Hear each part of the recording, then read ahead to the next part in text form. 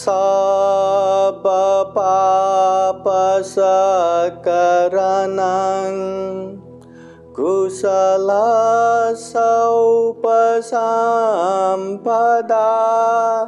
सचित परियोदपनं ये तं बुद्धानुशासनं धम्मं चरे सुचरितं न तं दुच्चरितं चरे धम्मचारी सुखं सेति अस्मिन् लोके परामि च न तावता धम्मधरो यावता बहुभाषति यो चापांपि श्रुत्वान् धम्मं कायेन पश्यति स वै धम्मधरो होति यो धम्मं नापमज्जति पुण्यं चे पुरिषो कैराथे तं पुनः पुनः तमिच्छन्दं कैराथ सुखो पुण्यसौचयो।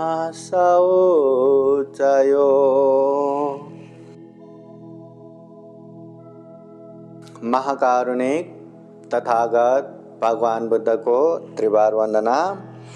महाकारुणिक तथागत बुद्ध द्वारा देशित सुआख्यात धम्म को त्रिवार वंदना। महाकारुणिक तथागत बुद्ध के आर्य श्रावक संघ को त्रिवार वंदना। परम पूजनीय बोधिसत्व डॉक्टर बाबा साहब अम्बेडकर और आज के कार्यक्रम में उपस्थित संपूर्ण श्रद्धा संपन्न बुद्धि संपन्न उपासक उपासिकाएं, सर्वप्रथम महाकारुणिक तथागत बुद्ध के जन्म, ज्ञान प्राप्ति और महापरिनिर्वाण त्रिसंयोग पूर्ण वैशाख पूर्णिमा बुद्ध पूर्णिमा के उपलक्ष्य में आप सभी के जीवन में खूब खूब सुख हो, शांति हो, मंगल हो, कल्याण हो। जीवन में हर तरह का जो अच्छे अच्छे इच्छा आकांक्षाएं हो वो सभी के सभी परिपूर्ण हो।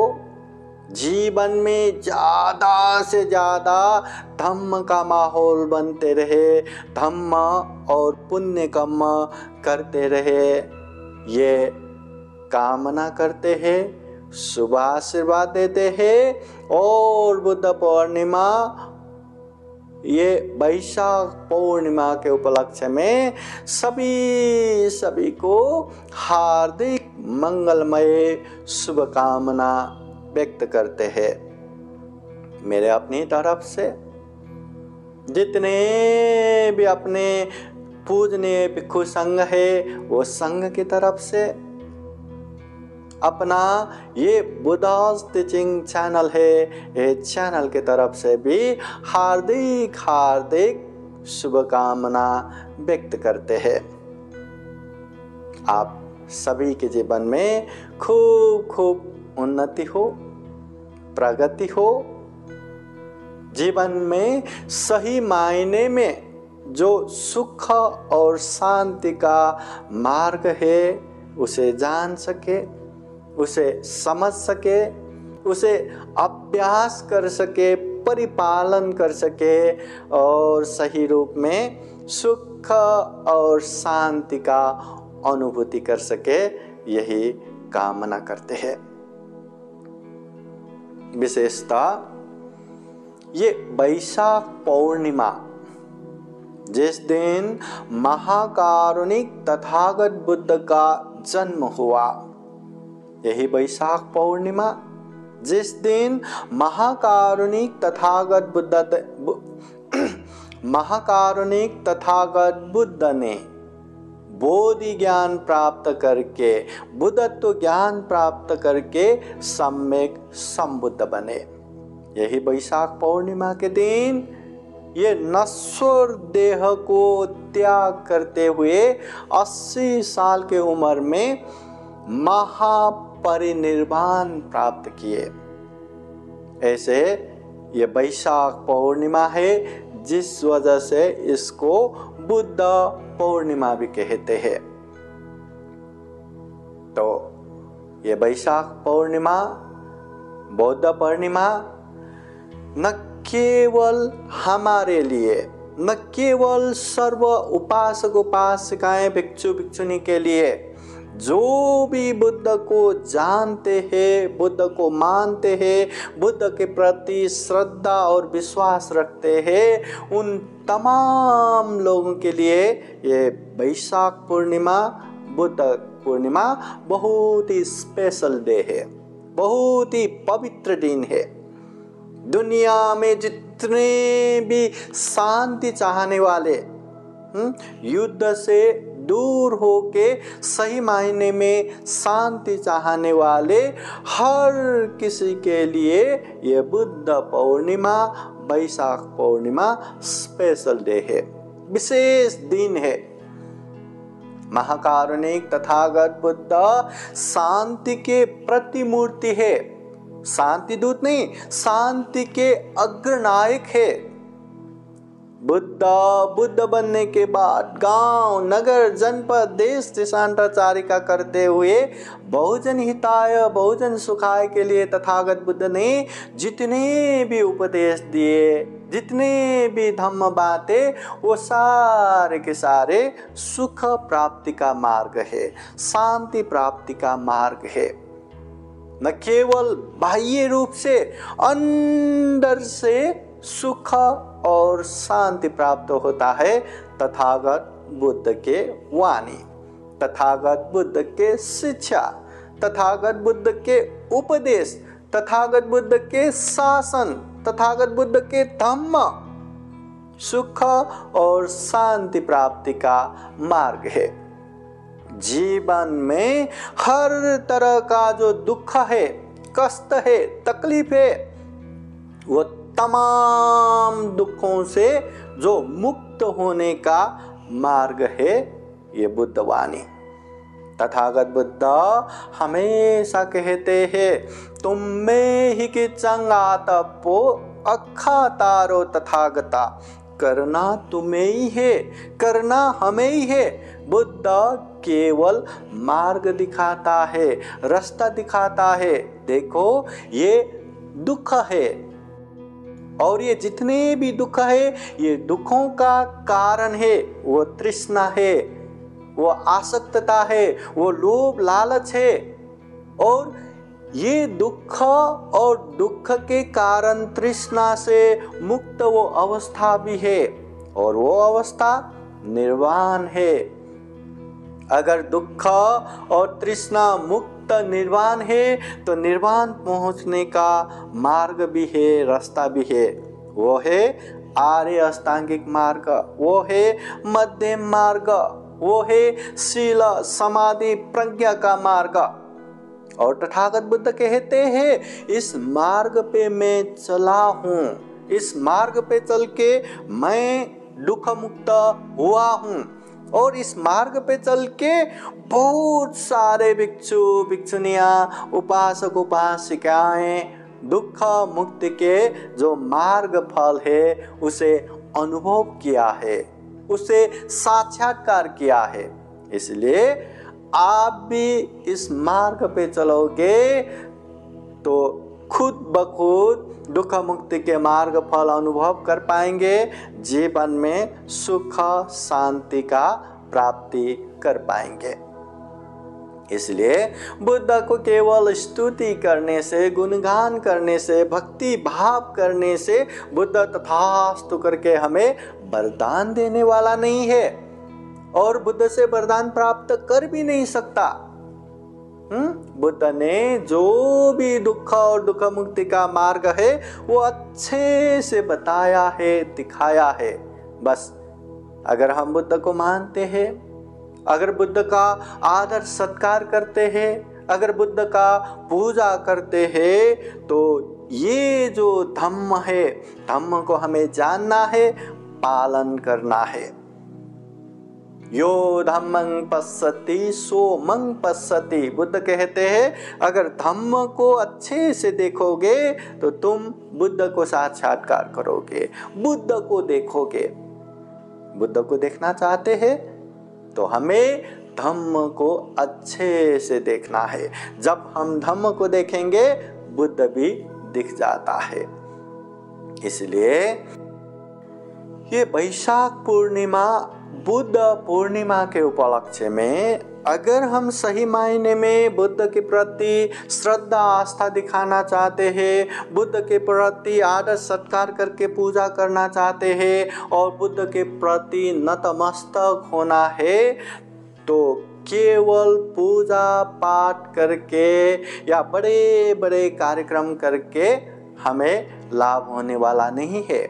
ये कार्यक्रम करना इसका भी अपना महत्व है, मगर सही मायने में बुद्ध के प्रति आदर सत्कार करना है, पूजा करना है और बुद्ध के जन्म, ज्ञान प्राप्ति, महापरिनिर्वाण इस पवित्र दिन का सार्थकता करना है, तो हमें बुद्ध को जानना है, बुद्ध के जो उपदेश शिक्षा को समझना है।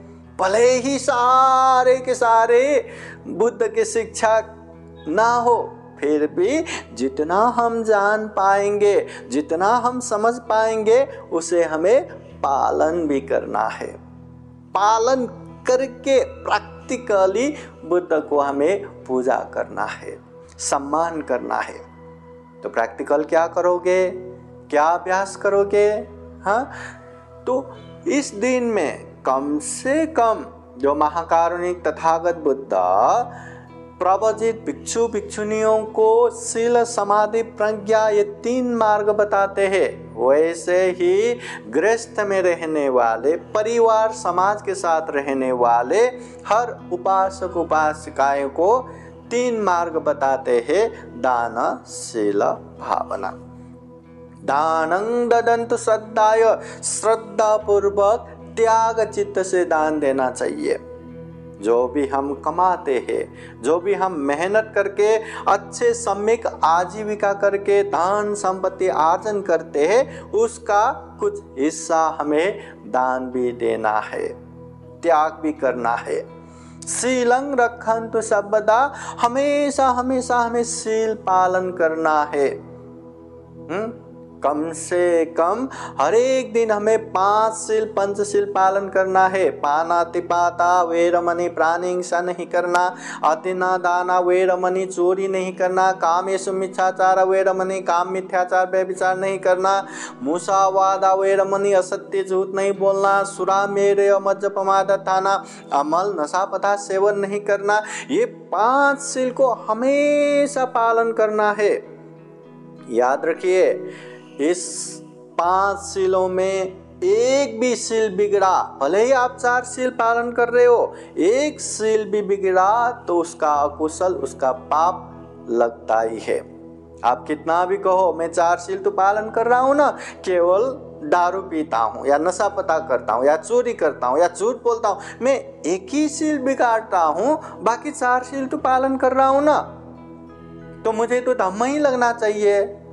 नहीं, जितना आप शील पालन करेंगे उसका पुण्य लगेगा, मगर जो बिगाड़ेंगे उसका अकुशल पाप लगता ही है। और ये शील चाहे आप 1 दिन पालन करो, 7 दिन पालन करो, 1 महीना पालन करो, 1 साल पालन करो, 10 साल पालन करो, मगर 10 साल के बाद भी अगर आप एक भी शील बिगाड़ेंगे उसका अकुशल लगता ही है। इसलिए बुद्ध ने ये कभी कभी शील पालन करो ऐसा उपदेश नहीं देते, शीलं रक्षन्तु सर्वदा, हमेशा पालन करो ऐसा उपदेश देते हैं। और ये 5 शील तो हमेशा पालन करना ही है, और विशेष अवसर में, चाहे पूर्णिमा हो, चाहे अमावस्या हो, चाहे अष्टमी हो, कम से कम 8 दिन में एक बार हमें उपवास भी पालन करना चाहिए। 8 शील अष्टशील को भी पालन करना चाहिए। यही पंचशील में जो काम मिथ्याचार का तीसरा जो शील है वो अब्रह्मचर्य, ब्रह्मचर्य को पालन करना है। फिर जो छठा है विकाल भोजन नहीं करना। सातवां है अनेक तरह के नृत्य गाना, ये माला लगाना, ये पाउडर अत्तर लगाना, इन विलासी जीवन से अलग रह के सामान्य जीवन जीना है। और आठवां जो उच्च और महंगे आसन में, शयनासन में नहीं बैठना, नहीं सोना। तो ये 8 शील अष्टशील पालन करके उपवास धारण भी करना है। याद कीजिए, पंचशील पालन करना है, उसे बिगाड़ेंगे तो पाप लगता है, मगर ये अष्टशील में आप कोई बिगाड़ेंगे पाप नहीं लगता, मगर जितना आप पालन करेंगे उतना पुण्य लगता है। इसलिए बुद्ध कहते हैं शीलं रखन्तु सर्वदा, हमेशा शील पालन करना है। फिर पावना भिड़ता होन्तु, ध्यान भावना करना है, साधना करना है, चंचल मन को एकाग्र करना है और अशुद्ध मन को परिशुद्ध करना है। उसके लिए हमें ध्यान भावना साधना करते जाना है, करते जाना है। तो इस तरह का पुण्य धम्म हमें करते करते करते जाना है। क्यों? क्योंकि तथागत बुद्ध कहते हैं पुण्यं चे पुरिसो कैरा कैराथे तं पुनः पुनः तम्मि छन्दं कैराथ सुखो पुण्यासौ चयो। पुण्यं चे पुरिसो कैरा, इंसान को पुण्य करना चाहिए, धम्म करना चाहिए, कुशल कर्म करना चाहिए। कैरा थे तंग पुनः पुनः, बार बार बारंबार करना चाहिए। तम्मि छंदं कैरा था, ये पुण्य करने से हमें क्या मिलेगा, क्या आशा रख सकते हैं? बुद्ध कहते हैं सुखो पुण्य सौचयो, उच्च प्रकार के सुख मिलता है, महान सुख मिलता है पुण्य करने से।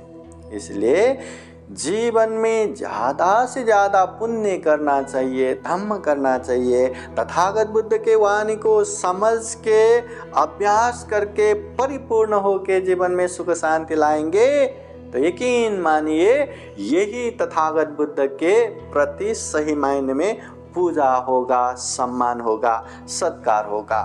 केवल बुद्ध के मूर्ति के सामने भक्ति भाव करने से, अगरबत्ती मेहनबत्ती फल फूल चढ़ाने से या अनेक अनेक पूजा पाठ करने से सही मायने में दुख मुक्त नहीं हो सकता। सही मायने में बुद्ध के प्रति सही आदर सत्कार नहीं होता। इसलिए बुद्ध कहते हैं, और हम जो बुद्ध वंदना करते हैं ना, उसमें भी तो ये गाथा हम पाठ करते हैं ना, इमाय धम्मानुधम्म पतिपत्तिया बुद्धं पूजे में।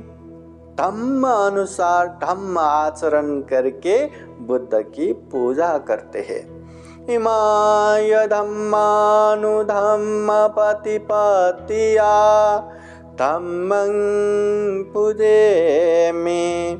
धम्म अनुसार धम्म आचरण करके धम्म की पूजा करते हैं। इमाय धम्मानुधम्म पतिपत्तिया संघं पूजे में। धम्म अनुसार धम्म आचरण करके संघ की पूजा करते हैं। हमें बुद्ध की पूजा भी करना है, धम्म की पूजा भी करना है, संघ की पूजा भी करना है, मगर कैसे करना है? धम्म अनुसार धम्म आचरण करके, तथागत बुद्ध ने जो ये जीवन सुख शांतमय बनाने के लिए, जीवन में आने वाले अनेक तरह के विघ्न बाधा भय अंतरायों से दूर रहने के लिए, जीवन में आने वाले हर समस्याओं का समाधान के रूप में, हर दुखों का दुख मुक्त मार्ग के रूप में जो धम्म का उपदेश दिया है, वो धम्म को अच्छे से जान के व्यवहार में पालन करेंगे, अभ्यास करेंगे और खुद का जीवन अच्छा बनाएंगे, खुद की वजह से अपने लोगों का जीवन अच्छा बनाएंगे, तो यही सही मायने में बुद्ध के प्रति, धम्म के प्रति, संघ के प्रति पूजा है। तो तथागत बुद्ध के प्रति आदर, सत्कार और सम्मान प्रकट करना है तो हमें बुद्ध के धम्म को जानना है, धम्म को समझना है, धम्म का अभ्यास करना है, पालन करना है और उससे जीवन में खूब खूब सुख शांति प्राप्त करना है। साधु साधु साधु। बुद्धं नमामि, बुद्ध को नमन करता हूँ। धम्मं नमामि, धम्म को नमन करता हूँ। संघं नमामि, संघ को नमन करता हूँ।